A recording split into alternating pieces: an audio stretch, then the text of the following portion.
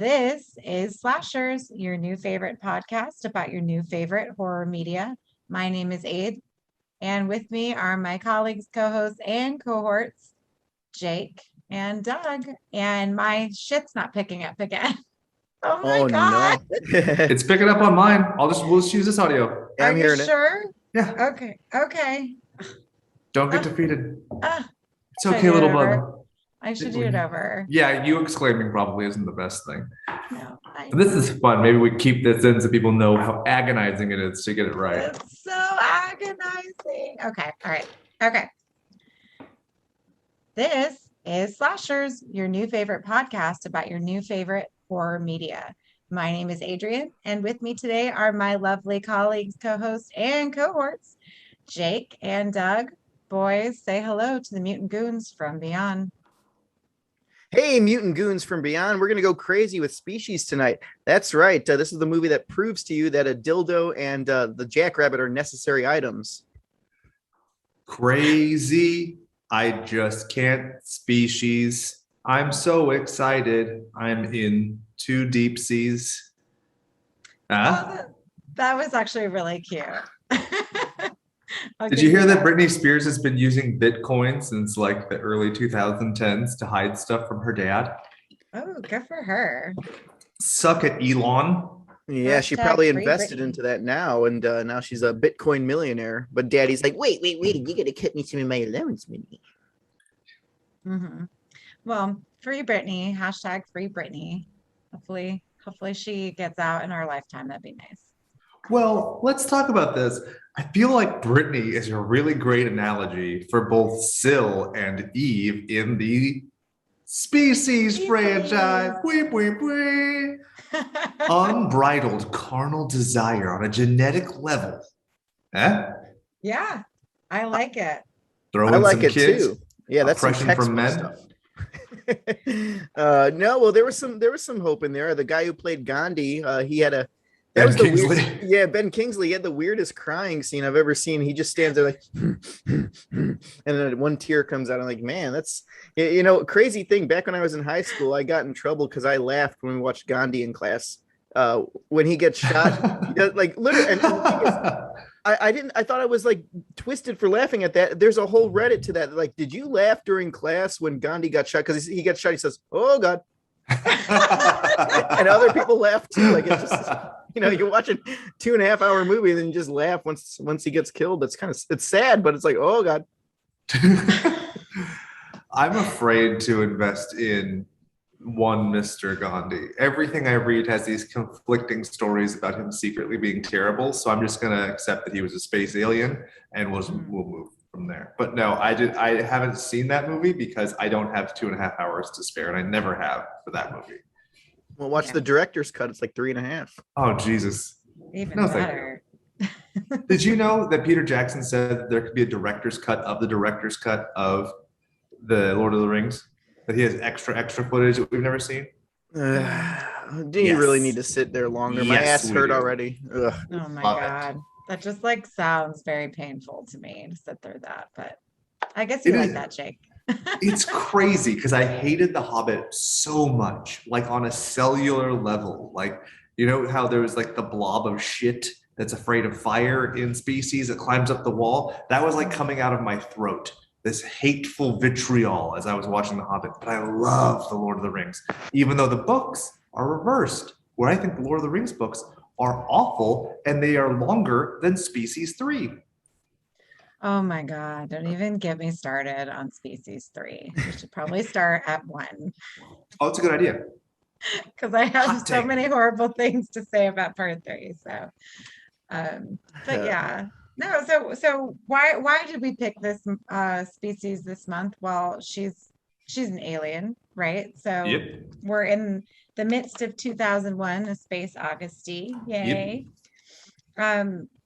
So what do we think about Species? Is that something that we've liked always, or is it something that you guys like just watched, like Doug? Or so I don't know. Is this like your thing, Jake? Because I just watched these like this year. Oh, yeah. Well, I mean, I liked him as a kid. I liked the first one in concept. I think that it really fell off the wheels at the end. But then I liked the second one, even though I usually, like stuff with rape is I'm really averse to it. The conceptual elements and the way that it's done and making these people like truly horrifying and despicable, I think it was pretty well executed, all things considered, which is crazy when you consider what a bomb it was. But I mean, the concept of the franchise is awesome. Awesome. The idea of like we create the alien for the alien because the alien can't travel to us. That's a very like Star Trekian thing. Like sure we deal with the warp drive and stuff, but then you confront the fact of the time and distance of travel, or read Orson Scott Card or Isaac Asimov, like when it talks about issues of travel and distance, they don't just like brush it aside like Robert Heinlein, who's like, okay, we're just there now. And so I like the idea of that. I kind of, I'd like to see this redone by the Ex Machina guys, though. Like, I think that this is a great rough draft, but it especially now feels like a couple good episodes of X-Files. Oh, that would be so good. I love that idea. That's great. Thank you. Who can we tell that to make that happen? That'd be amazing. Neil Blomkamp, come on. You got a franchise waiting for you here. There you go. Enough shrimp people. No more. Nobody wants a District 10. We want Species again. Yeah. Well, I could definitely say that I'm very happy that you guys introduced me to this, because this whole time, years and years, I thought I've seen this movie, but it was a movie called Decoys. And yeah, that's a Canadian version of a species here. But no, this one here was the first two I really liked. In fact, the second one I liked a lot because it's just it's sleazy, it's gross, it's like another big budget B movie. But no, it's crazy. But the one thing I was thinking too when I was watching Species 2, I'm like, man, that guy, he has a kid with every woman he has sex with. So that's a lot of child support. Yeah. It's like the History of the World Part 1, right? The Catholics. Yeah. Yeah. What about you, Wade? Well, so I know I saw Species when I was a kid on Sci-Fi a million years ago, but they cut everything out. So I thought it was boring. I forgot Michelle Williams was even in it. So, and at the time I would have known who she was because of Dawson's Creek, obviously. But yeah, I know I saw it. It bored the hell out of me. And then when I rewatched it again, because we were supposed to do this in July. So yeah, we shifted everything around for someone. It's okay. But I obtained these films. I won't say the method in which I obtained them, but January. And we've just had these in our drive to share with each other. So it's been a while. And I'll admit that the latter two installments felt like a wet fart, but the first two were good enough where I was like, okay, the wait was worth it. Yeah, no, for sure. Because I had watched the first two when we were supposed to do this. So then I had to rewatch part 2 because I don't remember, like I remember it, but I wanted to be able to talk about it because I feel like I like it better than part 1. But part 3 was just miserable. I watched that yesterday and I think I texted you guys. I'm like, I can't do another one. I can't do it. Like I literally put on Netflix and like watched something completely opposite to this because I'm like, I just have to get this out of my mind. Like it took me forever. It was so fucking long. But the other two don't feel that way. So it's like, I don't understand, and we'll probably get into it. Like I know that the second one bombed. And hard. Like really badly because I was looking up the money and I'm like, like that is so embarrassing. I'm so embarrassed for you. But like it's the same like I'm just sad because it's basically the same cast and the same people, and Natasha Henstridge is like still naked in this one, so I figured people would like come back to see her, right? Because she's like amazing. She looks so good in these movies. So I don't know. Anyways, you probably know more than I do about why it bombed, I'm assuming. I don't. I'll be honest with you. Like word of mouth and everything. So, very often you see sequels where they decrease the budget or they increase the budget, but very rarely do you see like an estimated exact same budget. So both these movies about $35 million to make. One yields $113 million, one a paltry 26. And I remember seeing commercials for this. I vividly remember the shots from the commercial. It's her with the blue straps in the chair, and you got astronaut man who's Patrick Batemen in space. I mean, those very like key visuals. I don't think it's that bad. It's got 9% on Rotten Tomatoes and Metacritic has it at 19. I'm just like, I don't think it's that bad. Like, I feel the story is better for some reason, and we'll get into it because the first one sort of, not that it can, well, I was watching it in and out, so I feel that the story is better in the second one, and the gore is much better. Like, the effects are better. Correct. So I'm sad. Like, I'm kind of, well, but maybe it's the male rape thing or the. Now that could have a huge element to do with it. I mean, it's very severe, but also it feels like a horror movie, whereas the first one feels like a sci-fi movie. You know, she is a creature committing crimes versus this is like a heinous man. And when you see a lot of it, and also just the tentacles and the fluid, and the bulging veins, it's so visceral. Like, this is haunting. Versus the first one, it's like a fun jaunt that ends with like a grasshopper person who looks kind of like Willem Dafoe in Spider-Man spritzing around a cave, spelunking. Yeah, but it's like the worst CGI. It's like Mortal Kombat CGI, but even worse. Same year. Oh, so that I know. Okay, yay. Because I did look up all of the horror movies. I didn't look at anything else because 95 had a lot of good movies that year. So there also might have been space fatigue right when this came out because you had Apollo 13 and Power Rangers came out. Boom. And then the same week, if you want your pregnancy movie, you don't go with Species. You go with 9 Months starring Hugh Grant. Am I right? I love Hugh Grant. Okay, but anyway. Well, the first one also reminded me of Star Kid, like when they finally show the alien. That's what it reminded me of. All I can remember from Star Kid is him eating like a lump of food and being disgusted. But I'm very excited to talk about that next week. No, that's a little spoiler for you guys. But yeah, so going into the first one here, have you guys ever seen the movie Night Beast? No. Night Beast. Night Beast, yeah. Not Metal Beast. No, not Metal Beast, Night Beast. It came out in the early 80s, and one J.J. Abrams did the music for that movie when he was a teenager. Wow. Yeah, and the intro and the opening. I've seen the creature, but I don't think I've seen the movie. Yeah, It's no, on the movie's Prime. great. Yeah, the movie's great. It's like it's another alien just going around frying people. Although the title is wrong because he goes during the day, so he's not really a night beast. But yeah, the intro to Species was a lot like Night Beast. In fact, they even used some of that same music. So I'm like, did they rip off a movie that cost $500 to make? Yeah, 1982. Yeah. And it is on Prime, so I guess we could watch that. Oh, it's great. Yeah, I hunt it down. That's a good film. I have the old VHS. I got the Blu-ray. I got the DVD. I'm Now, stacked. let me ask you, was this ever released anywhere under the title Scrotum, the Murder Sickle? Because this creature does look like a scrotum, yes? He does, yeah. After a hot shower. I would say the opposite because he's all tucked in, but very, very wrinkly. But Well, I wish I aired out my balls enough to get them that tan, though. That'd be nice. just stick him in a vacuum hose. Yes, that will That's a solve the great- problem. It's a great idea.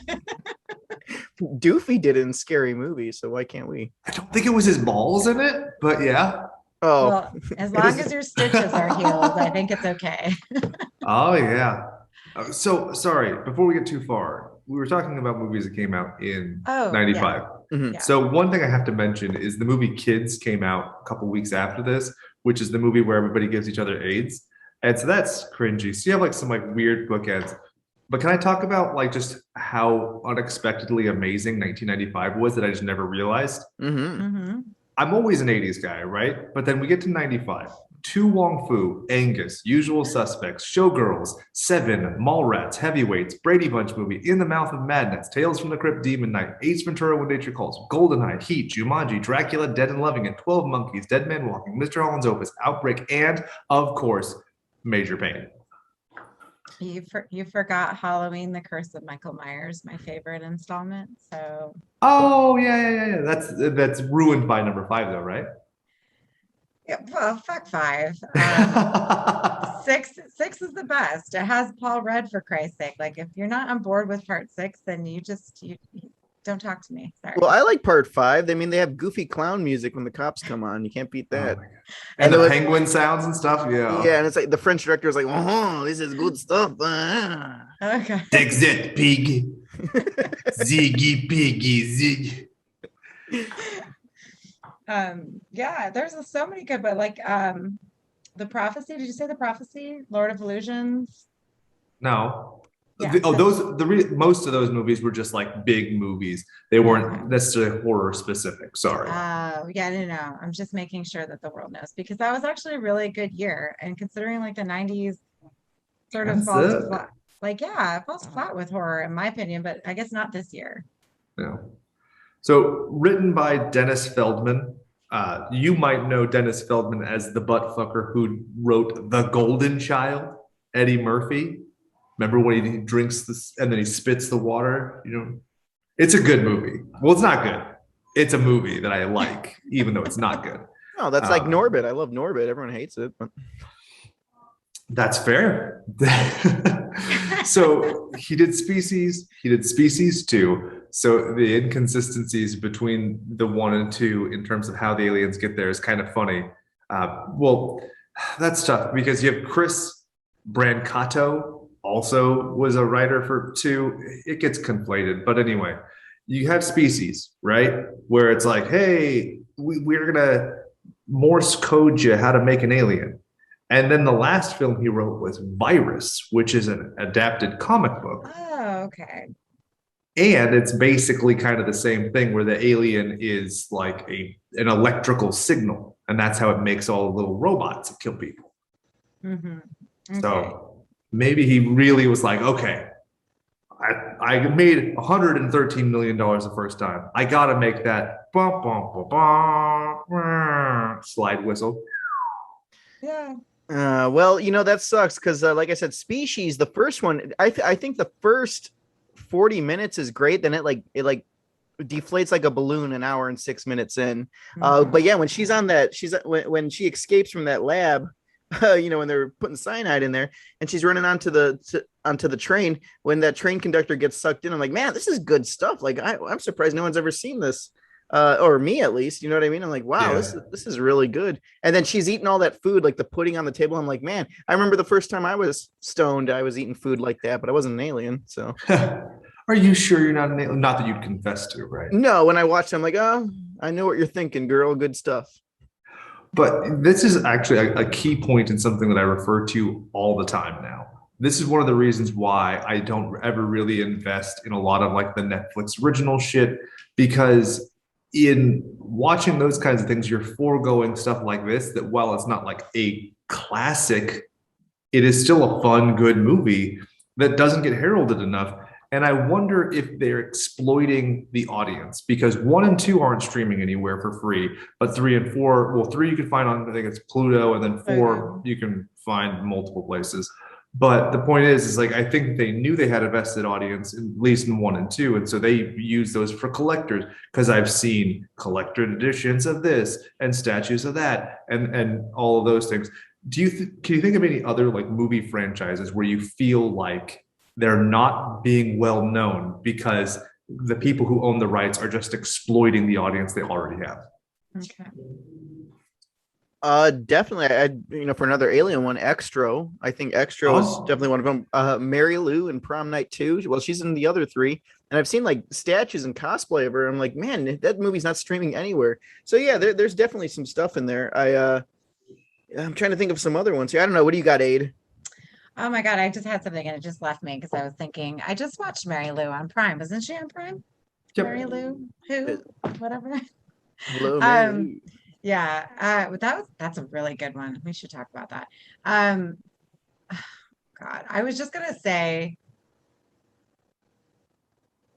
it like literally just left me. Like I had it, but we don't see a lot of the. Oh, they do that with No, they don't. Just kidding. Well, I was gonna Okay. say Ilsa, like the Tigress of Siberia, Harem Keeper of the Oil Sheik, She-Wolf of the SS. Ilsa's great. Like I love those movies. I know they're trash cinema, but I love them. Yeah, that's the point, is that they're trash though. They were never meant to be like heralded as art. Mm-hmm. I don't know. God, it just left me. Like I literally had a good one, but well, no, nothing. Come back to it. I'll I put a will pin come in it. back to it. I'll ramble about comic books and you don't have to listen. Then just come back when you're done. Oh, good idea. Good idea. So Yvonne Navarro wrote the novelization, blah, blah, blah. It's based on an original screenplay, so there's slight differences.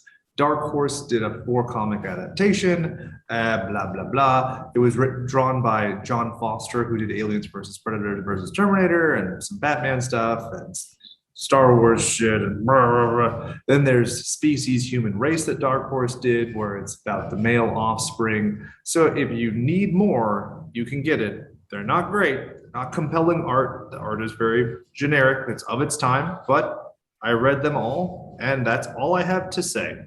That's demonic sperm. Sorry, that's all I'd say. Go ahead. No, I remember. So, like, you know how you can stream pretty much the first Children of the Corn and everything, but you can never get the rest of them.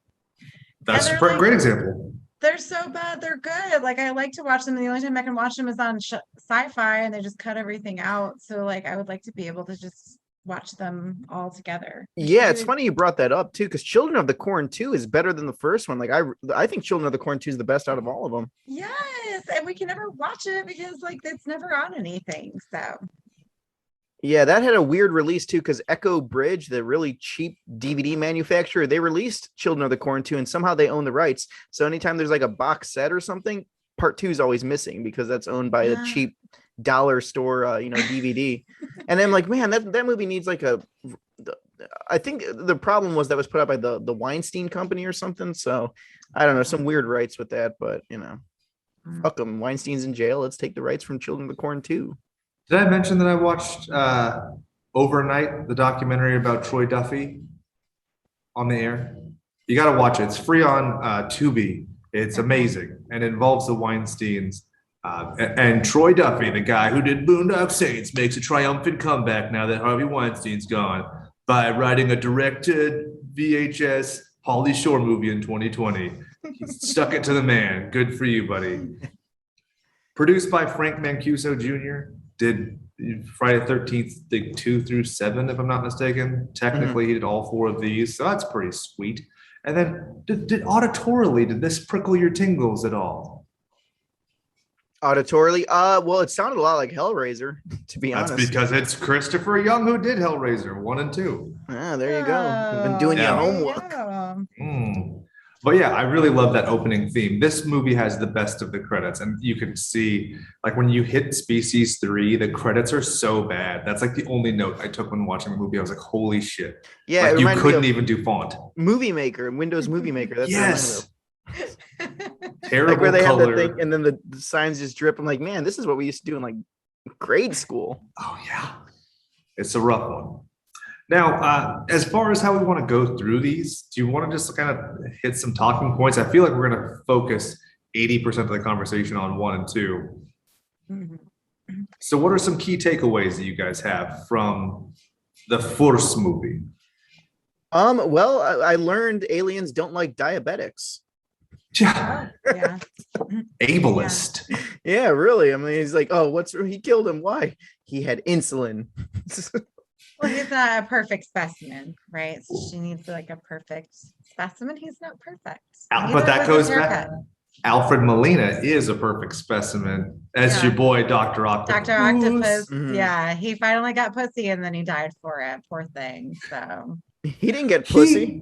I'm sorry. He certainly had it previously, but his wife was murdered by shards of glass, and then he went crazy. So he is doused in it. Do you not remember Spider-Man 2? It's like the best of them. I do remember. I was talking about him in Species, not in Spider-Man 2. He gets laid to death, dude. It's his kids in the cave. Yeah, I know. I said that's what I'm saying. He finally gets his pussy and then he dies. I thought you said sorry. No. Strike that. Reverse it. Yeah, exactly. So, yeah. Anyway, no, but he is so cringy in this movie. I'm sorry. The entire time he's trying to get in what's her name's pants. Like, that's all he cares about is Mag. He's so sad that he can't get laid. He can't get a girlfriend. Like, what is this guy doing in this movie? Like, it's just like, why do we have this character? Because I feel like we could have cut him out and it would have been fine. Yeah. I will say this, though. Marg Helgenberger is about as attractive as her last name. But that scene with her and Michael Madsen where they're improvising sex, I was like, that's fun.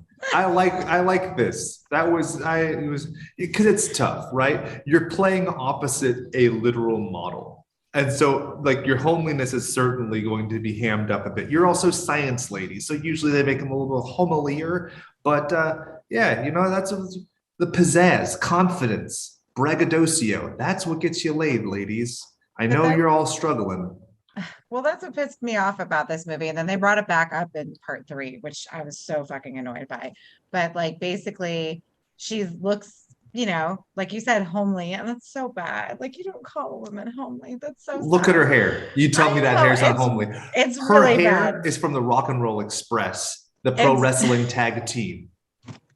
No, it's really bad. It's really bad. But it was a lot of women had that style back then. Okay. So, but then look at Species 2, same lady, looks way better. yeah, because she did her hair different, right? So okay, she is homely or whatever. But what I'm saying is that they're trying to make the smart lady, like, because she's smart, she has to look like shit. And they actually bring that back up in part 3 when he's talking to the roommate. He's like, a scientist wouldn't look like that, talking about the girl on the computer. A scientist wouldn't look like that. What the fuck she's supposed to look like, sir? I'm sorry. She's supposed to look like you with your jerry curl and your frosted tips. Like, what the fuck? I'm so mad. Okay. Yeah, frosted tips. He thought he was like, oh, a scientist shouldn't look like you. You look like you're from NSYNC or something. I know. It's so bad. His hair was so bad it had me saying bye, bye, bye. Well, in the first one, they didn't pan down to her pants though. I figured she was wearing like those 90s mom jeans. Yes. She was. Which are in vogue now. So I guess she'd probably age up.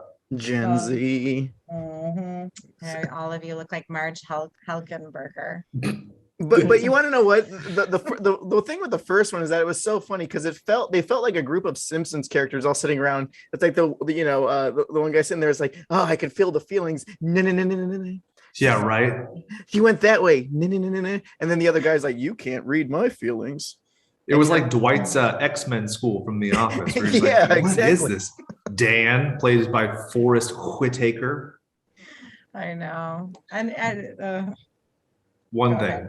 Sorry, we talked about Alfred Molina getting laid, and I cut off Adrian, and I was confused. And I think the reason that I was confused is because I had this bit of trivia in the back of my mind. This was his first sex scene with a woman. He'd had a sex scene with a man in 1987's Prick Up Your Ears. So that's why I was screwing that up. Who, Alfred Molina or Forrest Whitaker? Okay. Fucking dudes. Okay. Oh, well, that's fine. Yeah, I encourage it. 29 Needles Part 2. I fuck him all the time, so what are you gonna do? Hey, I give a guy a hand job basically every night.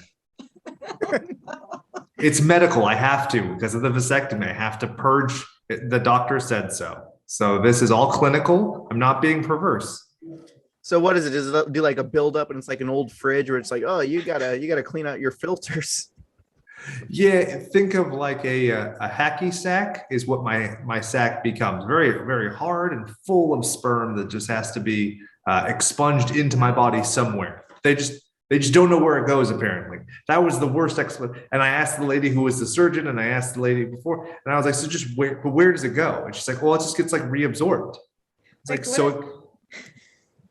No, go ahead. Sorry. My heart's going to be pregnant one day, is what I'm saying. I'm going to have sperm there to swim up. Somehow I'm going to get an ovum in there, and I'm just going to have a baby in my heart. Yeah, you're going to be coming out of your mouth soon. You'll be like the chick when the baby comes. Yeah, they'll be like, oh, I'll have tentacle nipples, but it's going to shoot out sperm. Yes. Yeah, and then the kids are going to have like potato sack shirts on. Like, you notice that in Species too? They all had like potato sack shirts. The exact same shirt. Yeah, he's just like, no. You buy it in bulk? Because at first I thought that they were like pillowcases, and I was like, oh, that's brilliant because like that's what they had. And then it was like, nope, they're literally all just like Amish wearing the same Ebenezer Scrooge outfit. Yeah, they all look like they're from Charlie Bucket's house or something. Exactly. Oh, that's so sad. So, Doug, you had brought up Dan, Forrest Whitaker, before I devolved into talking about Alfred Molina's prior dicking. Now, did you feel that he was overutilized as the Jedi of sorts? No, his character felt so weird. I didn't mind if he was the psychic, but every time he came up on screen, he's like, she went that way. It reminded me of Puppet Master 1. Remember with all the psychics? Like, I thought that was like the cringiest thing. I'm like, get rid of the psychics. you know, I was waiting for him to pull out tarot cards, and it's like, well, this card says we're fucked. You know, so but I mean, he did fine. You know, until the end, I'm like, I kind of want everyone to die, but you know, whatever. He didn't predict the ending, so it's like go in the cave. But besides that scene at the end too, with that kid in the caves, that was a really creepy scene, like a really good shot there. So, and I'm jumping ahead. Yeah, no, it's perfectly fine. Yeah, Forrest Whitaker was great. I think, you know, just besides the psychic stuff, I'm like, cringe. Well, it was funny too that he didn't become G.I. Joe just because he was carrying a gun. Like he couldn't climb up the rocks because he was just a little portly. And that's great. I like the continuity. I was like, that's perfect. Yeah, I like Dennis a lot more from the second movie. He was pretty funny. Oh yeah, Bubba. Yeah.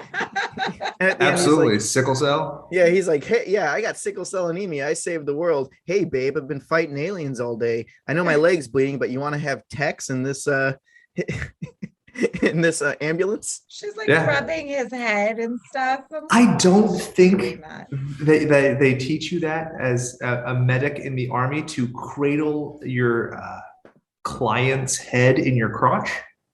Well, maybe she saw Forrest Gump doing it, so she had to repeat the same thing. More like Forrest Hump, am I right? Zynga. Well, maybe she's an alien too, because all these aliens are horny. Oh, that's true. Yeah, because I thought she was going to kill him. Like, why is she touching him like this? And I thought that she was going to turn on him. Yeah. Now, Dan, let me ask you this. Adrian, the guy Dan, is an empath, but he knows where she walks. And is there any way that using empathy, you could track the way a person walked unless they were wearing very uncomfortable shoes? No, I think you could, because I think if you're not, okay, so if you're walking around, you're like spaced out, it's one thing. But if you're like on a mission, you walk a little quicker. If you're like me, who always has anxiety, I'm always zipping around the house. So. Then that's your baseline. Okay, so that.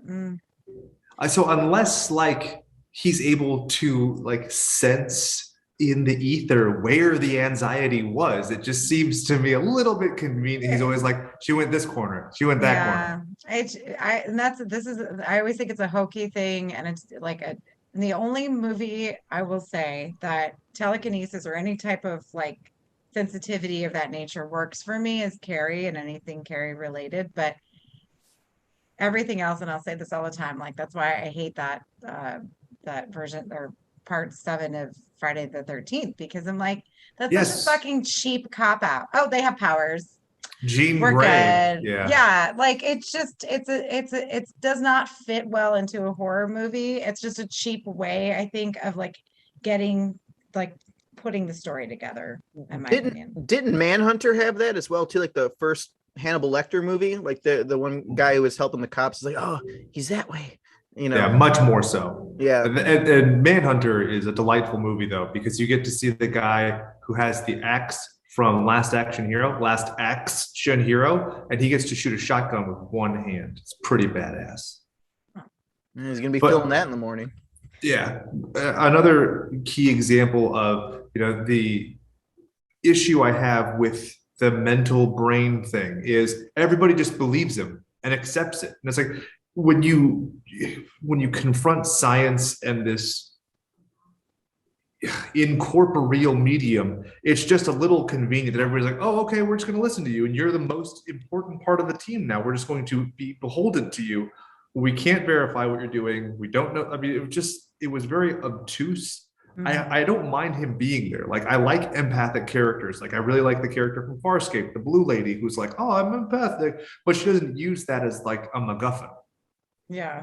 Yeah, but what's kind of funny is I was thinking about it too, watching the first one, with the 4 characters there. You know, the empath, the guy who's like, yeah, I'm a badass with a gun, and then you know, like Mr. Blonde. It could be a good 4-player arcade game, you know what I mean, like a beat 'em up to find or like a what's those games that usually the hentai or not hentai anime. I get confused between the two. I really think it should be a hentai video game. Yeah, the ones where you pick someone attacks, then you wait your turn, a turn-based RPG. Yeah, that would be a good game. Just think the 4 of them looking for aliens. And yeah, it's like the empath is like, I got my powers. No, I don't have enough mana. All right, it's your turn, mom. And then it's the mom with the mom. She's like, Mom, Jim. It's like, I know what I'm talking about. No. Well, the second movie, they turn into X-Files characters. Exactly. Honestly. So, yeah. And then when it's aliens doing the brain thing, it's easier. But when it's people doing the brain thing, it's like, Yeah, it's just a cop out, in my opinion. Like, how do we explain it? And you're right. Like, why would they believe them? These are scientists, but they're just like, okay, we have nothing else to be, we can't follow her trail of blood that she's like murdering everybody she sees. We could find her or that like way. fucking luminol, right? Like I've watched enough forensic files to know that excretions, you spray that, you do the light, and then boom. You can't tell me you can't find an alien excretion that's unique. No, we have to have the guy. And it'd be one thing if they had like trained the guy or had objective evidence of his success rate, but they don't. So they're just trusting a guy. Yeah. But and that's where I think a lot of the movie like falls flat for me, whereas the second really doesn't. Like the second had me paying attention the whole time, whereas the first one, like I was just, it's like, all right, I'll go fold the laundry. Yeah, no, like I said before, it has a great opening, a great, first half, and then once it gets an hour and 6 minutes in, it's a snooze fest. I'm like, I don't want to see these two characters. Fuck, I want to see what's going on here. But what I can say is, I didn't know back in the time aliens have such a good sense of direction in California. She knew how to get to the 210 to the 605 Right. to the one. I'm like, how the fuck did you get there? I get lost and I still have. You didn't know how to use the word "the" 5 minutes ago, and now you're doing all this. Mm-hmm. Yeah. Yeah. Oh yeah, and then she went to the club and she was like listening. Like there's things about it that I do like, and I feel like she's kind of vilified for these things, right? And I don't like the fact that they basically it's like to me, it was like a scream, like a commentary, maybe not so much commentary, but just like sort of a thing to say that all women want are babies and they'll do anything to get a baby. Like that's what it made me feel like. Like instead of her, like we should feel that Syl is empowered and she can do all of these amazing things and still look great doing them, right? But it's sort of like the tone of the movie makes it feel like she's desperate and this is how women, I don't know. There's just something about it that I didn't like. Well, I thought it's pretty empowering. She rapes that guy in the hot tub when he's like, wait, we're going too early. I'm like, oh, now how does it feel to have the roles reversed, bitch? I have a promise ring for Jesus. Well, yeah, she's empowered, but then I felt like the movie tried to make us feel bad for the guy in the hot tub. No, but they also made her victimized by other people. I think I know where your issue is because I have it to a certain extent. They don't make her motivations clearly alien enough. They make it seem like the inevitable course of progress, like, oh, it's just the fact that she's a biological creature and that she's a woman. I feel like they could have hammed up a bit the alien compulsion. Like, why is it important that this alien does this? Because through this alien could take over a whole fucking planet. So it has to do this. This is its one purpose. This is what it was genetically engineered to do. I think it gets a little bit lost because that's one of the weird things too, even at the end, which blows my mind. So Mom Jeans is like, hey, she could lay 1 million eggs for all we know, right? She says that. And then they just find one kid, kill it with fire, and the rest of the cave to see if there's another kid. You admitted there could be 1 million. We have 999,999 eggs still unhatched in that cave. Mm-hmm. Yeah. It's like, well, I'm not working overtime. Let's go home, boys. I think Ben Kingsley's dead now, and he was supposed to pay everything. So fuck this. Well, too bad he didn't die in this movie and get insight. Oh God. Oh God. What do we think about alien rat Tongue McGee? That doesn't make any sense. Eating the goop makes you an alien now? Yeah, so that creates the hybrids, right? Is that what they were trying to get at? Or I don't know. They're just I feel like that was studio meddling. Yeah, there's something like I missed, and I'm like, okay, Jake will know, so I'll just ask him. What's so frustrating is like if you look at Species and the movie Life, you're really close to having like a great Venom movie. Especially Species 2. The opening of Species 2 is just Venom. It's Venom. It's a Venom movie. It's so fucking crazy to me that you can't get it right, and you have to have Tom Hardy in a fucking lobster tank. But I digress. I know. Doesn't matter. I think it was studio meddling to kind of cue in a sequel. That's all. Well, Species 2 also reminded me of another space movie. You guys ever seen The Incredible Melting Man? Where the astronaut goes to space and he comes back with this virus that makes him melt. And he like melts throughout I the know what movie. you're talking about. Yeah. Yeah, that's a great movie. And that's what it reminded me of too. I'm like, man, he can't. He's like, Dad, I think something's wrong with you. Hey, you're gonna be a politician. Nothing's wrong with you. Just keep your dick out of things you shouldn't be, or else you're not gonna get elected president. Well, obviously that's fake because look what happened now. Yeah, because there's enough, politician dick running around. So that's ridiculous. Oh God, yeah. I've seen pictures. I don't know if I've seen the movie. Oh, that's disgusting. I love it. Oh, it's great. That's like a late 70s. Joe Castro, the guy I did effects work with, and he did some stuff with was it Howard Berger? I don't remember the guy's name, but he had some stuff left over from Incredible Melting Man, which was kind of cool.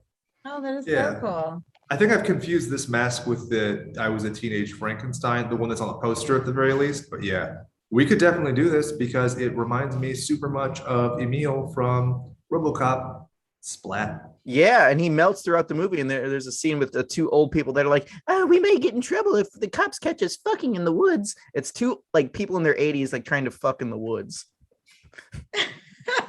That's the most romantic thing I've ever heard. I hope that when I'm 80, I'm trying to fuck in the woods. Yeah, no, watch it. It's the only movie I've ever seen. She's like, "Well, but the pies are getting cold in the back." Honey, I don't know. We're gonna get in trouble. This is for our friend Joe. What are you planning on doing with those pies, boys?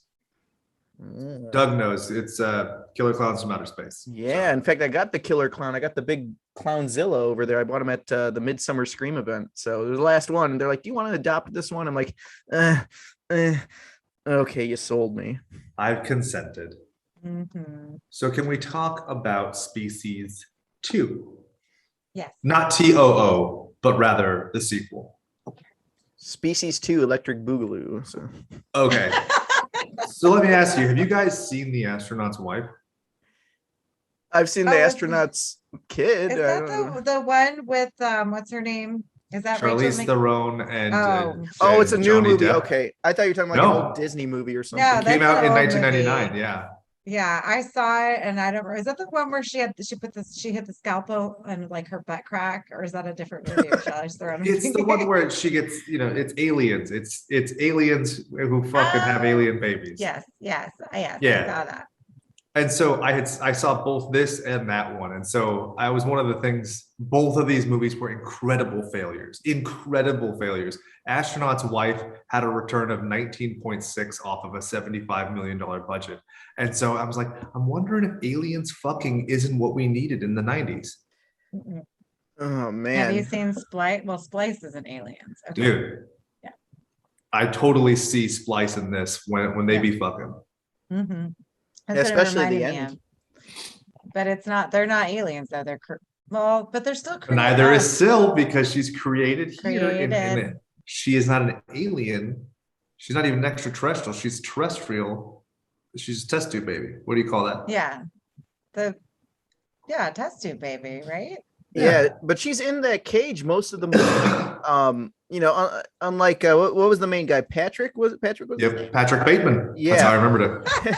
Well, the crazy thing is, I was thinking, I was watching Species 2. I'm like, man, if you got like an R-rated version of Ghostbusters, that's what the gatekeeper and the keymaster would have done, where they finally fuck at the end. I'm like, I don't know if I want to see that, but Well, and I really like the fact that it's been worked up to the whole time, but that it's not like serendipity. It's not star-crossed lovers. There's still able to be darkness and stuff. That was actually like oddly unique, where you expect that the immovable force, unstoppable object, blah, blah, blah.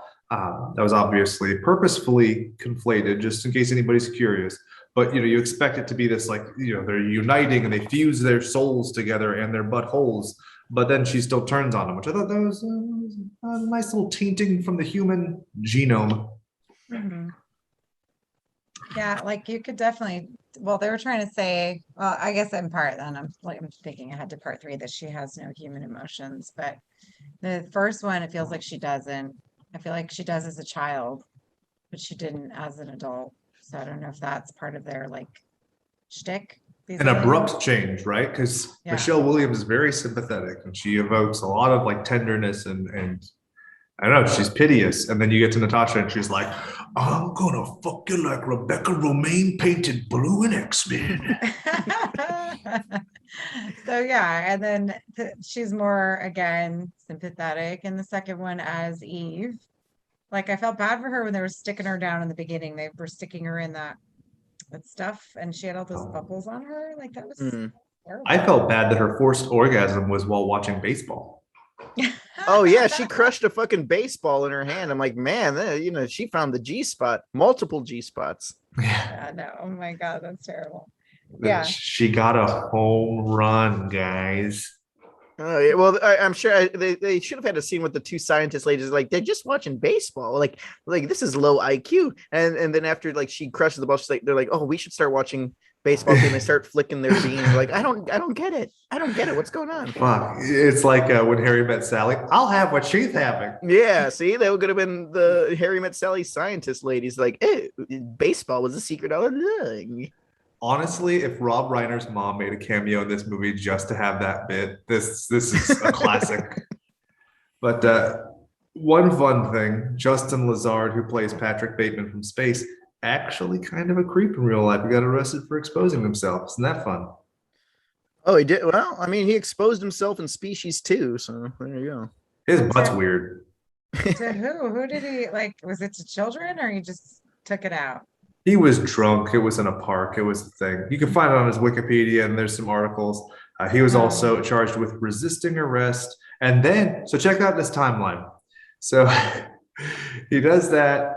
Then he gets married. Then he pleads guilty after he failed to show up. He was tasered. It's crazy. There's a bunch of stuff. I can only imagine how that went down. Yeah, don't arrest me. I'm in Species 2. Yeah. I'm an alien. Showing my shit off there. It's like remember the Seinfeld episode where she's like, he took it out. Like okay, they just take it out. Oh, I tried watching Curb Your Enthusiasm. Oh, you didn't like it? Nah, it's not the worst thing I've ever seen, but I'm just like Larry David is not very compelling as a protagonist. No, you're not supposed to like him. Like he's a horrible person. We finished off on the one where Bob Odenkirk is like the porn guy, and I was like, man, I'm gonna let this rest for a bit. That was a very uncomfortable episode. There are a lot. Yeah, you have to get to the ones that are like from a couple of years ago, because over the older ones are like, oh my god, I can't believe he did that. But they start getting better, I think, when he came back to it. But that's beside the point. Okay, so I'll just skip a decade worth of TV. You're telling the completionist who read a bunch of comics and watched all 4 of these dumb movies that I kind of hated. You're telling me I have to skip 10 years TV. Skip to the season where they do the Seinfeld reunion. How about that? Oh, is Michael Richards there? Yeah, he's there. They even address his issue. Oh, that's good. On the show. Yeah, it's really good. I swear to God, you have to watch that season. If you're not going to watch anything else, just watch that season. What are they going to say? You're a racist. No, I'm a recovering racist. Well, he talks about, he's like, I know I did, you have to watch it. I'm not going to spoil it for you. Just watch it. He was one of the first guys where I was very aware that we were seeing one half of the story when it came to paparazzi stuff. I'm not saying it's justified, but he was like, look, these people were yelling at me, blah, blah, blah. And I'm not justifying it, but I think that, it's ever since then, I've always been a little bit, you watch those things on Reddit where it's like public freak out and you see the person freaking out and going crazy. It's like, we don't know what immediately prompted that. So I'm not saying ever vindicate these people, but just be aware that there's probably something you don't have. Now, in terms of what we do have, we have a movie that fails fucking miserably, that was written by a guy who did episodes of Beverly Hills 90210, X-Files, Law and Order, Narcos, and he co-created Hannibal based on the guy who wrote The Golden Child's work. So what do we think of Species 2? Anything that we want to hit on most importantly? Well, Species 2, I do have to say this movie won me over for one particular scene individually. Do you know what that one scene is? If you know my humor, you know what it is. The Kurt Cobain moment? Well, I mean, that was a good headshot too. You know what I mean? I'm always an advocate for head explosions in the movies, but no, it's when they that sleazy guy with the flamingo. He looked like he's from Florida. They push him in the wheelchair because he's like, yeah, they pay $20 an hour, and they just push him, and he's in the wheelchair. He's like, ah. That's the awesome part. And for those of you who don't remember with specificity, it's the guy who runs the sleazy motel where Patrick Batemen from Space has murdered a lady and dumped her body. I just wish that I lived in an area where there was just like woods for bodies. Isn't that cool? You could just like take a body and it's just gone forever. Yeah, and he just buries them. He's like, oh, that was a hard day at work. All right, well, I'm clocking in overtime. Got to get 2 more hookers. I would love to see Patrick Bateman at the Rosebud Motel from Schitt's Creek. That'd be delightful. Oh my gosh. Yeah. Well, I guess if you lived in Florida, you would just throw bodies in a swamp and hope the gators. Where did the second one take place in? Was it LA? It seemed like Florida to me, to be honest. That's a good question, because it did feel like Florida to me as well. But then it had moments of being like the South, because you had kind of, Forrest Gump's friend having kind of a drawl. You had Daddy having kind of a drawl, and they had like a barn. So I'm assuming it's more like a Georgia type place. It could be Georgia. It could, but hold on, I'm looking it up now. Wikipedia is asking me for money. Please stop. Oh no. Because I think like part 2 is just super gory and super sleazy, which those 2 things combined, it's like one of my favorite. Like when he's just driving down and all the hookers are like, "Hey, how's it going? Hey, what can I get for you? This room's open." You know what I mean? I'm just like, yeah, this is like basket case. I love it. Oh yeah, that's how OBT is here. So we have the same thing. Yay. Doug, you mentioned your favorite part, which might come as a surprise to a lot of people because it's not necessarily gore. My favorite part of the film: product placement on the spaceship.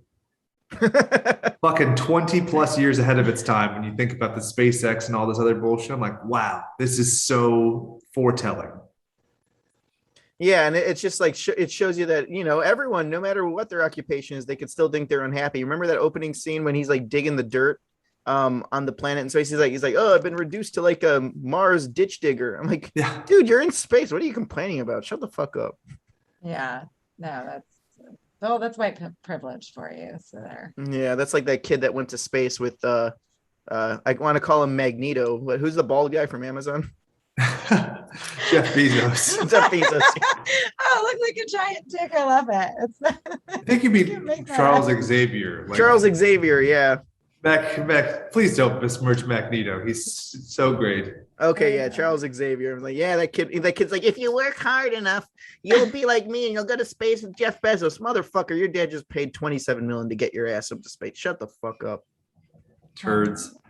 Now, I was really impressed that this film used the term rape, especially after they had just used the term mate. Because as I was watching, I was very like, that isn't mating.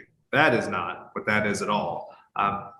Do you think that if they had leaned more into like depicting it as a horror film in that vein, because there have been other movies that dealt with rape and violence that were very successful. Was it the Jodie Foster on a pinball machine? Mm-hmm. So, yeah. Or was it just never going to work? I don't know if they marketed this one, because the thing is, honestly, you know why I didn't see any of the species? Like I never picked them out. Species 2, that poster looks like Star Trek. Like, you know what I mean? It looks like the insurrection or what? Resurrect. What is that? The one, yeah. Species 2 has like where she's Nemesis. Standing there in like God damn it. Yeah, Nemesis, and it's that red background, and she's standing there. So I'm like, and then people watch it who are like big sci-fi guys, are like, yeah, I'm excited to see this. It's got TNA and aliens, and then you're getting Patrick running around raping everybody and then burying them in the woods. I'm like, that's not what they expected. Maybe they're like, oh, this is never they vintage. Maybe more for the first one, but I don't know. Like you said, it's weird because look at I have the poster on the background of my here. That looks like The Fly. So people are going and expecting it to be like a horror sci-fi movie. The second movie looks like Star Trek. And then you watch them like, oh, this is a gritty, greasy, slimy, sleazy horror movie. Well, also to ramp it up to that degree in a sequel doesn't usually work. A great example, Alien 3 after Aliens and Alien. Alien, horror film. Aliens, action film. Alien 3, horror film. And very rarely does leaning into horror after a different genre work out well for you. So in this situation, you start off with kind of a, not going to say family-friendly sci-fi jaunt, but a good PG-13 plus sci-fi jaunt with titties. And then you go to this and it's like, whoa, those aren't titties. That's a fucking evil dick man. I think that people have, and also probably a bit of like, the male homophobic fear of like seeing another man's weird butt. Well, and then you get that shotgun to the head suicide, which is pretty shocking, and they showed it Ooh. all. Yeah, I'm just like, man, this is and this is when did Kurt Cobain kill himself? Allegedly. Early 90s. Come on. When did Courtney? Come on. Courtney Love shoot him. Yeah, let's I always thought it was Courtney Love telling El Duce from the Mentors to kill him, and that's how El Duce ended up getting hit by a train randomly. It was 1994, April 5th, 1994. And this came out in 98, right? Yep. So they've had 4 years to get it right, because what I loved is the part of his head that grows back doesn't have a blood stain on it. That was a very clever little detail, I thought. And also the effect is good.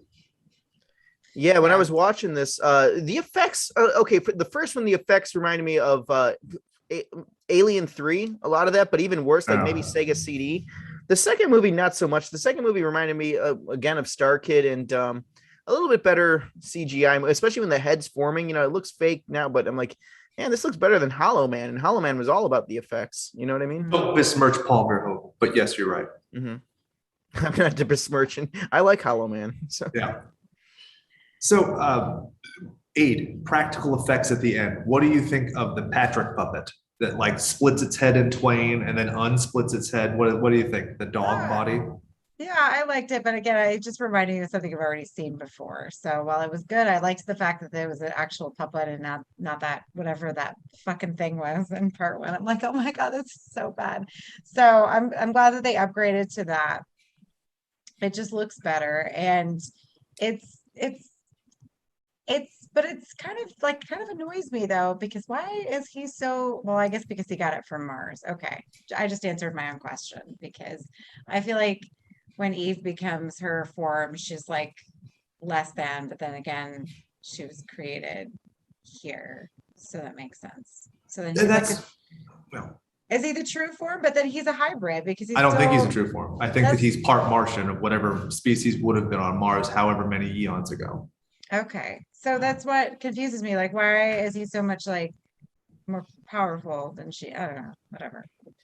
I took that to be because the comparisons with Venom are never ending for me with this. It's like a symbiote, right? Like it's dependent on the host DNA. And so that's basically what this was. It's like they needed the human DNA to dilute the alien or whatever, and then the Martian one.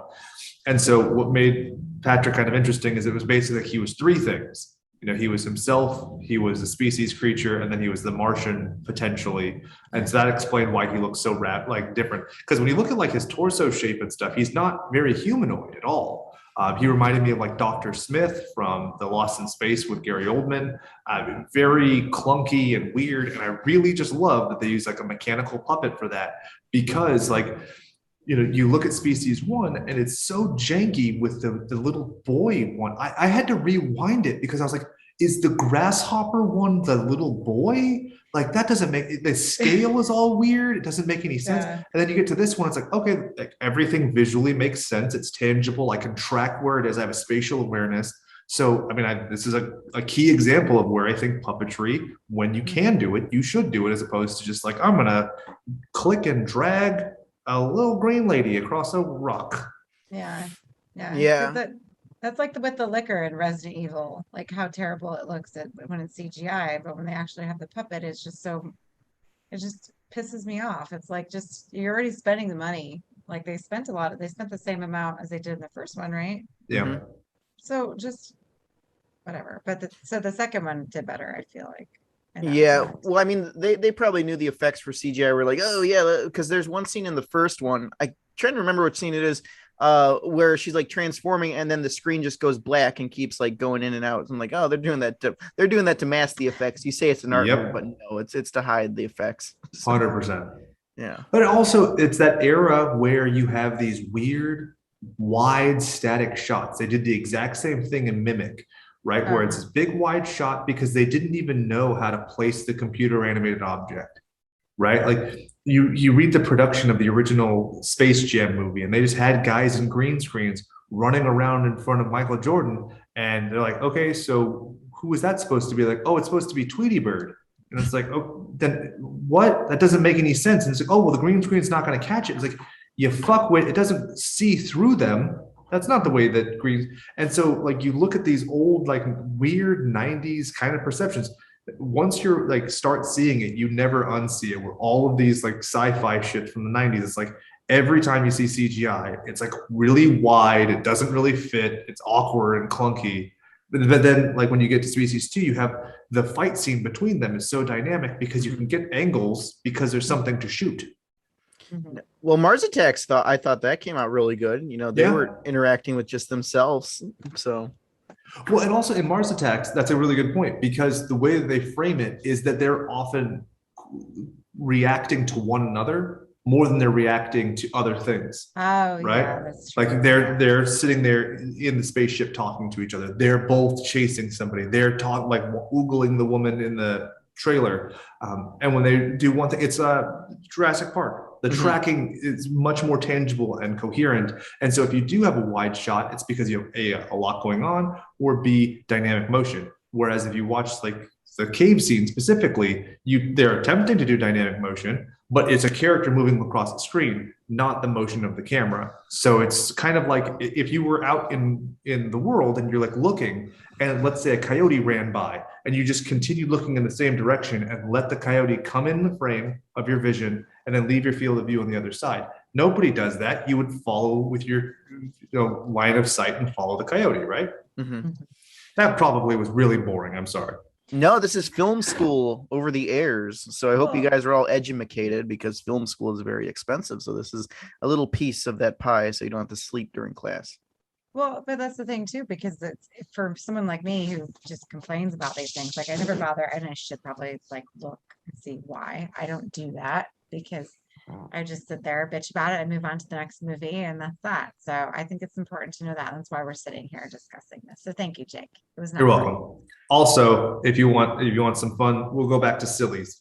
When he gets to her little thing, he like forfeits, like, all right, we'll go in. And he gets to her little door, and he's like, open the goddamn door. And if you look behind him, the door has a handle. He did not even try to use the handle. Fucking astronaut's retarded. Yeah, I know. Well, that's what happens when you have a dad that looks like Mitch McConnell. That's what I was thinking. He's like, son, you just gotta keep it zipped up. You're gonna be president of the United States one day. I'm really glad they make it so clear that it came out of his navel when he stabs his dad through the tummy. Because if it was ambiguous, you would have thought he dicked his dad to death. Oh my God. I thought he did. I thought he was dicked to death by his dad. It's an umbilical tentacle. Well, same difference. Well, I think it's meant to be like a thing on Oedipus Rex or some bullshit. Whatever. Who cares? I have to say this. They refer to the barn at the end as the quote unquote maternity ward from hell. It is a paternity ward. Eat shit. Oh yeah. See, I forgot. I remember he said something. For some reason, I thought he said Satan's daycare center or something. I think they said that too. Yeah. Yeah. I don't know. Well, that's the part that kind of reminded me of like the X-Files or like a video game where it's like, all right, come on, motherfucker, we're gonna fight. And they go in with like the bug spray. It's like the MacGuffin. Yeah, the MacGuffin. Let's just Febreze these aliens. Maybe that might work. That's one of the great things we talked about doing evolution for this month. And yeah, it's convenient. You find this very easy thing to kill aliens. But the fact that they made that absurd and it was like, oh, it's head and shoulders. Versus this, it's like, we're going to shoot sickle cell anemia that would like die once it reached the air onto you. What? Well, see, if I was Dennis, I'd be pissed. Like at the end, like he gets stabbed with the pitchfork in the leg. He's like, "Sorry, I just got stabbed." And I'm like, "You motherfucker! I know we killed the alien, but fuck you. You're gonna pay for my medical bills." Seriously, you couldn't have done that any nicer. Like, just stuck him like in the arm or something. Like, just you know what I mean? Like, what the fuck was that? Well, I love that he gets like little drops on the pitchfork of blood, but then you look at the floor and it's just like. Bleh. It's like, you motherfucker, you wasted that. You know how much blood costs these days? There was a scene. Was it the first one or the second one? I thought was pretty. I laughed out loud. I lolled in real life. When they go to the no, it's the first one where they go to the hospital and she's like, oh, she doesn't have an ID or anything. Do you know if she has insurance? Yeah. Oh my God. And he's like, put it on my credit card. And I was like, no, thank you. Not even for my children. I will act like I don't know them, let them get John Doe coverage from the state, and then I will collect them when it's all done. Yeah, see, okay, that was the first one, but yeah, I was laughing. I'm like, Under ha! cover of night. It's like, oh, she was hit by a car and thrown through a bus stop glass window. But Yeah. more importantly, do you have health insurance? And put it on my card like it's nothing. Put it on my Macy's Okay. card. Well, I mean, if that guy can afford a BMW and a charcuterie board, I mean, he's fucking made money, right? Yeah, rich Of bastards. course, yeah. All right, I guess it's time for us to talk about the bastard film Species 3. Ah, fuck. It's well, bad. well, I can say it does have a nice shiny double feature package with 4. Shout Factory put out that Blu-ray, which is starting to go out of print. So if you can find them, get them. I watched 3, and like Aid said, I felt like I was watching an episode of Dawson's Creek. Yeah, the fashion is very Gilmore Girls first season. Oh yeah. Everything looks like Final Destination 3. If you remember how people dressed in that movie. Oh yeah, it's a 2004. Yeah, this is the only thing I wrote about it. This is literally the only thing I wrote because I hated this movie so badly. I said this movie thinks it's Reanimator and tries to mimic that with what's his name from Prison Break, because I didn't even bother looking at the cast. But that was the only guy I recognized was the guy from Prison Break. Like that's Is it. that Robert Dune? Oh Is no. that his name? The Robert bad guy. Knepper. Sure, Nepper. Is it Nepper or Knepper? Yeah, Knepper from Prison Break. He was Prison Break. Teabag. Never watched the show, so He it's was very really- funny to see. He's really good in Prison Break. He was terrible in this movie, but he's basically trying to be what's his name in Reanimator. And so, like, they think I would have noticed that. First of all, I'm like, I noticed that. Yeah, Yeah. the people that reference that, they're the ones that are like, oh yeah, we got to write it in this way because people don't know. They're like, oh, I watched Nightmare on Elm Street. Michael Myers was so scary at the camp. You know what I mean? Like, that's all they know about horror. Really. It's like Yeah, he just mixed up 3 fucking movies in one. and it was so bad. And that girl is not like, as you look at Natasha Henstridge, and she just has like this. She takes command, right? Like she Mhm. has this presence, and then the person they got to play Sarah in part 3. I'm Sonny like, Mabry. oh my God, snooze fest! Like He was in the Nookie Limp Bizkit video. Thank you very much. Have some respect. that makes sense. She would be in Limp Bizkit video. So Ooh, that is probably the Oh. harshest burn I've heard in a long time. Well, see, here's the thing. Like, I didn't hate 3. The only problem is I knew going into it, I'm like, oh great, this is gonna be like a TV movie. You can tell like from the sets, it's all like cheap Home Depot wood. So Yeah. when they're in that college campus and stuff, or like the hallway wherever they're at, you can see like they hit the wall and the whole hallway shakes. Yeah. So it's very cheaply made. And you know me, I love cheap movies, but I love B movies and all that. And this it commits the biggest sin. It's boring. And Yep. when they do a kill scene, they never show anything happen. They show the aftermath or just the actor laying down in like a blood. Like, get the fuck out of here. And when you get to like titties and stuff, it's clearly just like a reshot or an extension of the same shot, which they just cut earlier and other stuff, or Mhm. framing, And not that like that's hugely dependent, but it's just like it's so glaring because it's like feels like it's in this movie just to be like, hey, this was made for TV, but it was worth buying a DVD for. mhm. Yeah, well, obviously they did all that stuff because it's so easy to cut around that. You know what I mean? It's like, Yeah. oh, we're not going to film the death scene. We'll just show the aftermath and then pan up if need to. And then it's. I'm glad I watched it. I probably won't buy that Blu-ray or anything. And I didn't see The Awakening, unfortunately. So The Awakening was written by the same guy, Ben Ripley, who had done Source Code, which was directed by Duncan Jones. Duncan Jones, you might know, is David Bowie's son. And I actually am a fan of his. He did a film that I've talked about many, many times called Moon. Mhm. You have to see Moon. It's fucking amazing. But anyway, that's obviously very tangential. But I wish that the order went Awakening then 3, because The Awakening has more gore, has more craziness, has more zaniness. It's cheap, it's schlock, it's dumb, it's more fun. 3 is a slog. So when I finished 3, I had such fatigue set in that when I went to watch 4, I was like, yeah, like this is fucking funny and silly. Like there's an alien killer nun, but that truly happens. But I was so like let down by, oh my God, I just watched 2 hours of quote unquote doctors with shitty fake leather jackets talk to each other. Oh yeah, and then when she goes to the club, and all the guys are trying to kiss her. Like, what is that? Like, what is happening? Like, I'm sitting here like, oh my God, I can't do this anymore. Yeah, And that wasn't even like an hour into the movie. It was like only, oh my God, sorry. How creepy is the ending though, with the little boy who's the boyfriend? Yeah.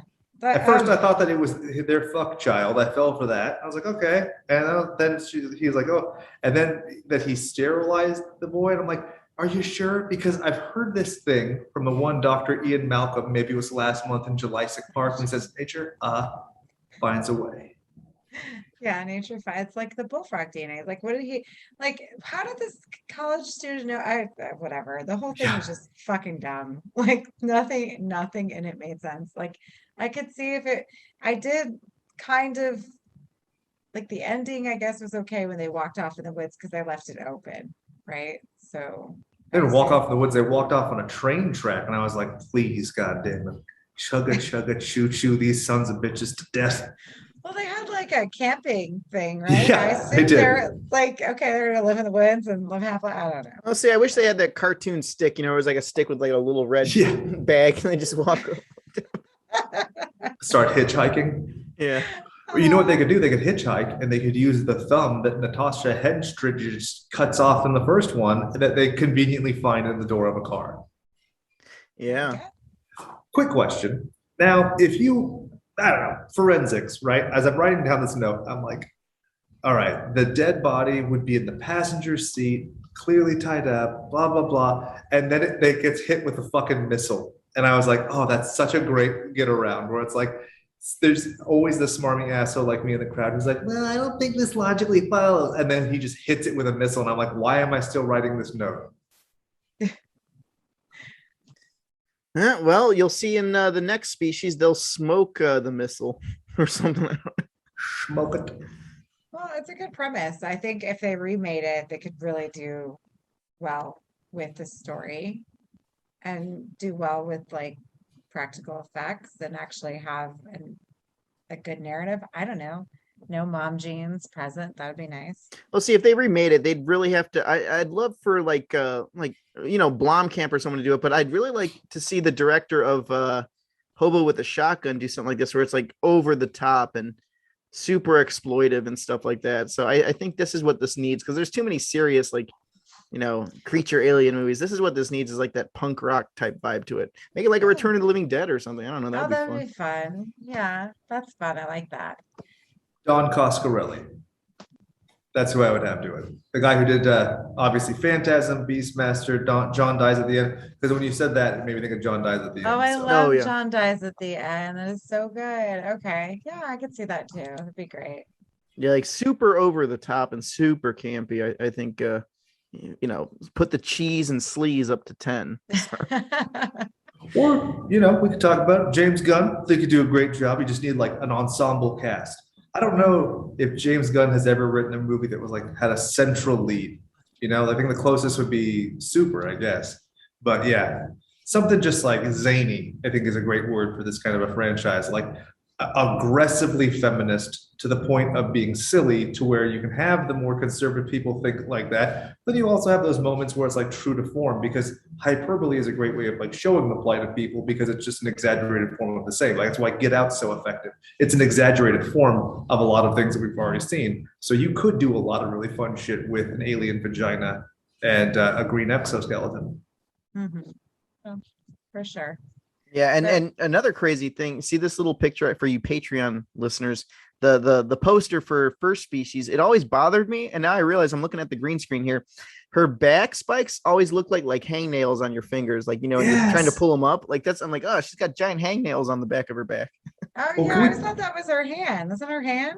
No, brother. She's not doing. Oh, okay. Just kidding. Like those really nasty ones, you feel if like you pull them, they'll keep going down all the way through your finger into your hand and till your arm, and it peels you like a banana. Yeah. Can we talk about the worst thing in the world about the first one, which feels again like studio meddling or something after the fact?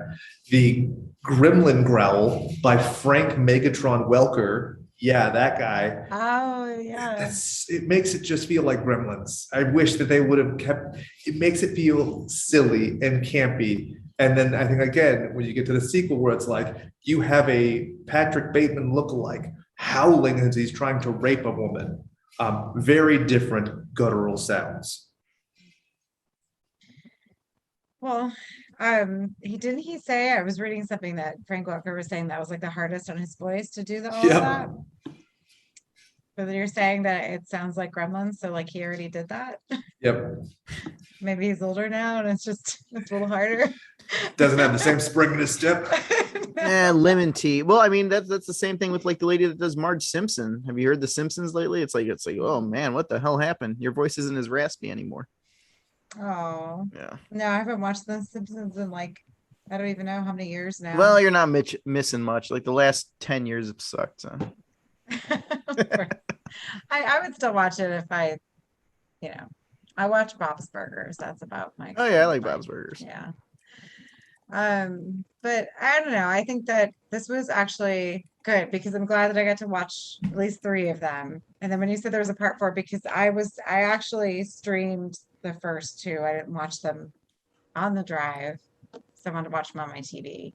But the last one or the 3, I watched it from the drive on my big TV, and that was a bad idea because like it was so pixelated and so bad. So maybe that had to do with it too.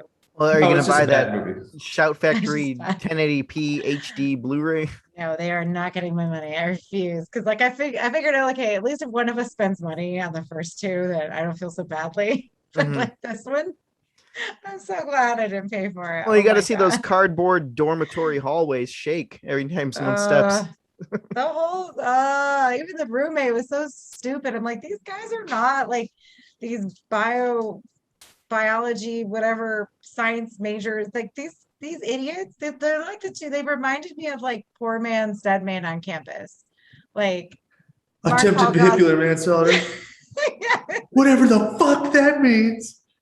Like is that what they like? That's how they portrayed like every guy in college in the early 2000s. Like, come on, it's just so stupid. Not everyone was a Stifler, even if they were a genius.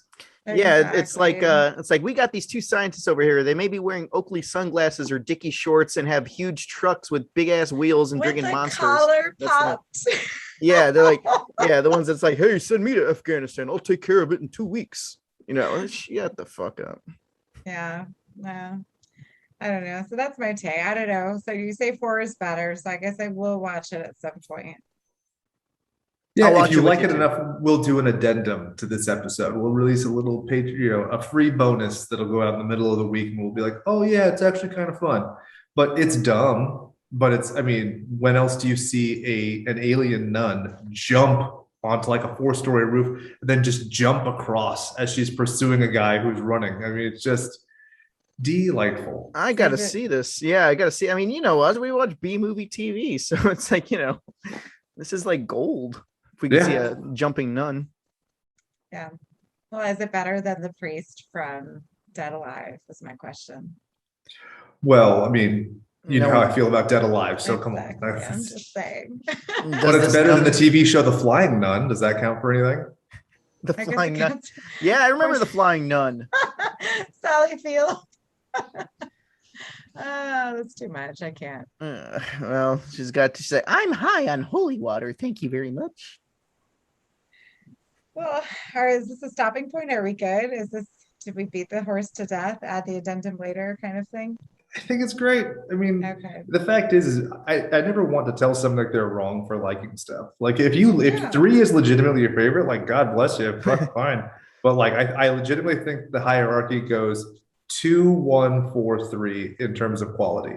I don't necessarily, like I said, I'm very rape averse, but I think that if I was going to watch any of them at this point, I think that I would watch 2 because it's got practical effects. It's truly haunting. It's got striking visuals. The narrative's consistent. I think it is the best movie of them all, even if the subject matter is kind of cringy. 1 is good. It's just not great. Like Doug said, that second half really falls off. 4 is batshit, and then 3 is I just don't think that I'm in a place in my life where I'll ever want to rewatch that, given the dearth of new content there is. What's your hierarchy, guys? I'd have to say the same thing. 2, well, I haven't seen 4, but I'll take your word on it. But see, 3, I didn't hate. It's just 3 was so boring to me Like it's just like dialogue and dialogue. It's like, come on, you just get to the fucking stuff already. And then you cut away on the kills. Get the fuck out, you lazy ass. Yeah, I would say the same. I still haven't seen 4, but I can't imagine anything worse than part 3. So let's just cross our fingers and hope for the best. Well, I could think of a lot of movies that are worse than part 3, to be honest. Yeah, buddy. Well, if we're talking Movies about I've watched this four, week are worse than part 3. for about these 4, not just, you know what I mean? Yeah. Whatever. Was there ever a Species TV series? I always thought there was a Species TV series, like from Canada, like how RoboCop had one, like where it's just really obscure. For some reason, I thought that. Not that I remember, but I mean, but Sci-Fi would have put 3 and 4 because they co-produced it. So Okay. that you would have seen that on there all the time. That's what I think it was, because I remember, I think it was The Awakening. I thought that was like a TV series at first. That's why I didn't think there was a 4th movie. Well, Yeah. there was a point in time, I don't know if you guys remember, like anything on Sci-Fi that was original that came out was so bad. Like everything they did. There was a movie with Jerry O'Connell, I want to say, that like the trailer for it would look so good. The guy from Like- Sliders Yeah, and Tomcats. not Jerry O'Connell, his brother, Charlie O'Connell. Mm-hmm. Charlie Oh. O'Connell was in it. Yeah, and the chick. The poor from- man's Jerry O'Connell. Yes, and the chick from Footloose. They're both in a movie together, and the trailer looked so good on Sci-Fi. And then when I went and watched it, it was like the most disappointing thing. So I feel like that was around the same time. So maybe that was just their shtick. Like Yeah. they were just pumping out movies, and that's what they got. Were It's got Go ahead. Oh no, I was just gonna say, well, Sci-Fi sometimes does that, where it's like they advertise it. It's like, oh man, this looks really good. And then the one time I got honey dicked into thinking that this show, it was only one season. It was called Blood Drive.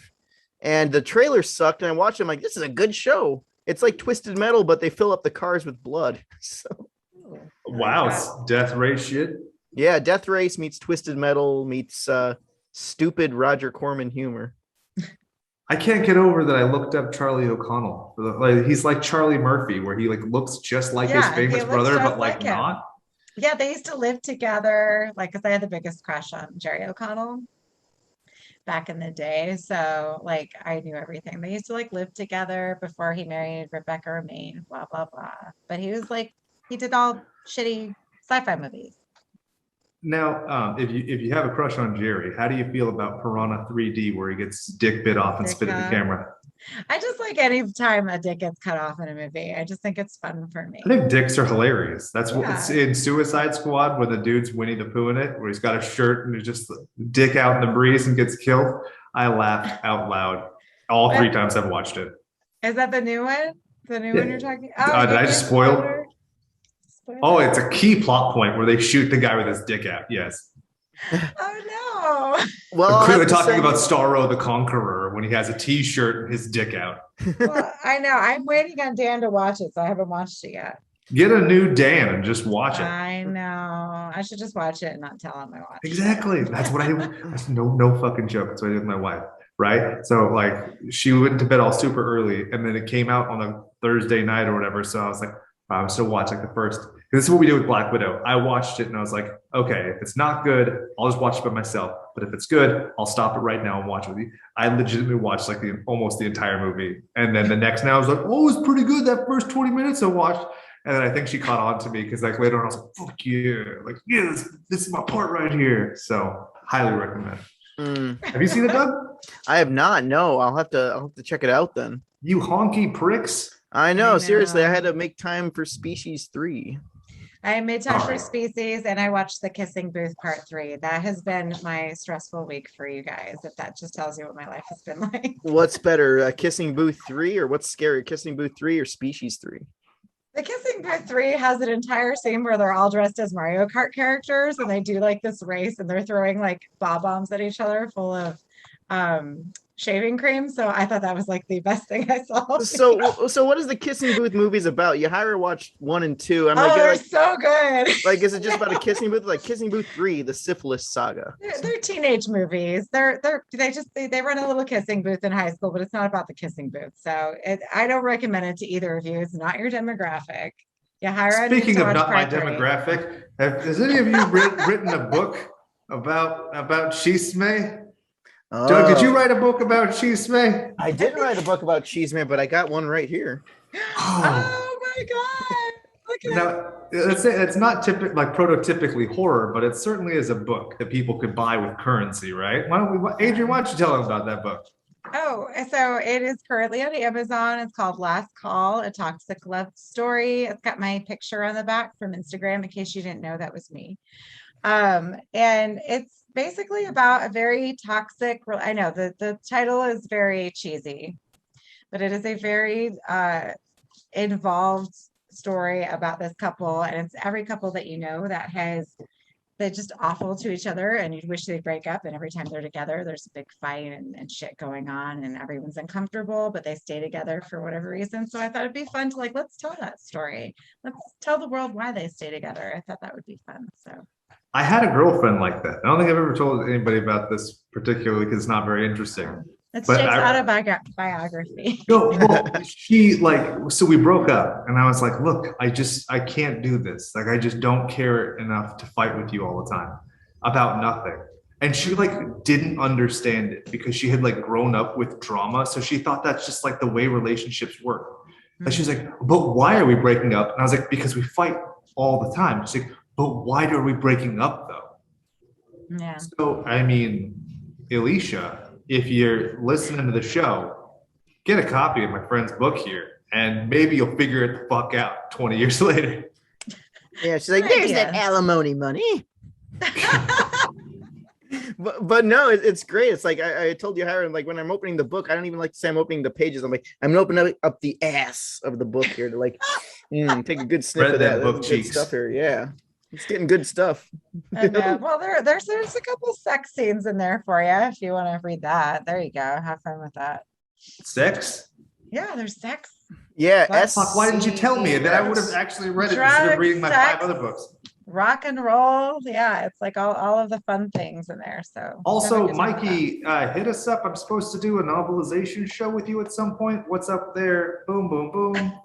Doug, let's say somebody's like, Jake and Doug are hilarious. How do they find more Jake and Doug specifically? Yeah, well, if you guys have a Roku, check out B Movie TV. I host a show on Friday nights. Friday Night Action at 8 p.m. and Jake hosts Saturday Night Tears at 10 p.m. This, I think you may be getting it out a little late here. But we're showing Death Park: The End, which is the new film I'm in. And then Ken Brewer, the guy who runs the channel, directed it. So, and Aid, for you, you said you like seeing dicks get cut off. My dick gets chopped off in the movie too. So you can see that. That's woman power.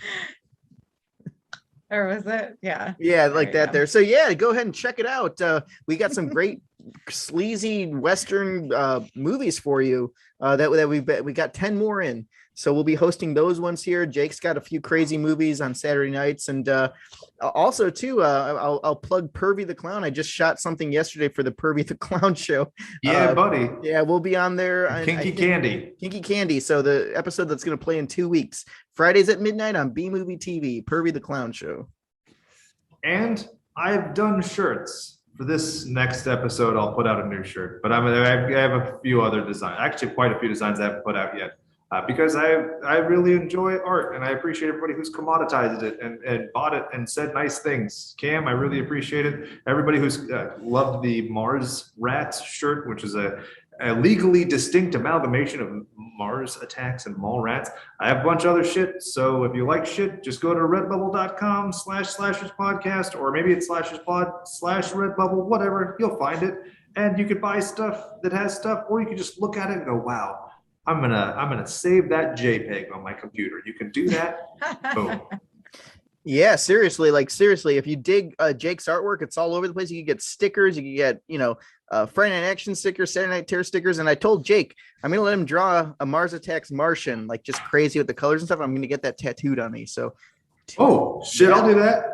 Yeah, no, I think I mentioned that to you. I don't remember. No, this is exciting to hear on air. No, I'm gonna do an amalgamation of maybe Mars Attacks. Ooh. The Mars Attaxic Avenger. Oh God, my panties are dripping in juice. Fuck yeah. Get a little skirt like Melvin Fur on top of that green astronaut suit. I'm excited. Yeah. What does Melvin say? This is sissy stuff. Take us home, man.